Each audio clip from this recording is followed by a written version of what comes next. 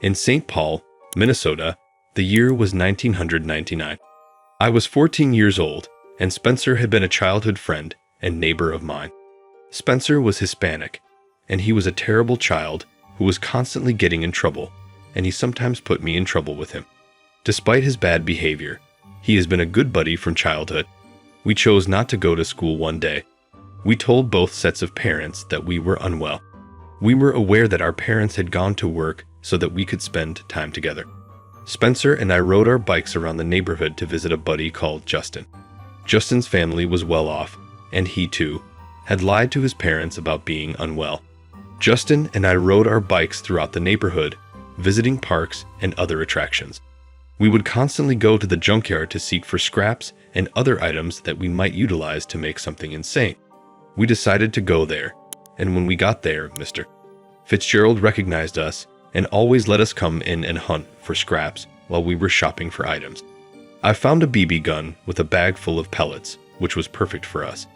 I summoned Spencer and Justin and showed them what I had discovered. We were all surprised, but we decided not to tell Mr. Fitzgerald what we discovered. Instead, we just told him we'd stop by again some other time and departed. We now had a hidden hideaway that no one else knew about. When we were younger, we named this location Hollows Creek. It was essentially a little pond nicely concealed in a deep forest, surrounded by land, small trees, and grass. Fortress of Solitude. When we arrived, we fired the BB gun all over the place, hitting trees, the ground, and even up in the air to see if it would come back down. We had so much fun that day that we simply stuck out at Hollows Creek until it was time to go home. And when that time arrived, we left the BB gun there, and we all went home a few days later, on a Friday after school. Spencer, Justin, and I had agreed to bring in a new member to the gang. Emily was her name. She was Justin's close buddy. We planned to take Emily to Hollows Creek, our secret refuge. We packed sleeping bags, food, and beverages. We went on a modest camping excursion to Hollows Creek. We didn't know how to create a fire as we expected, so we chose to use flashlights instead.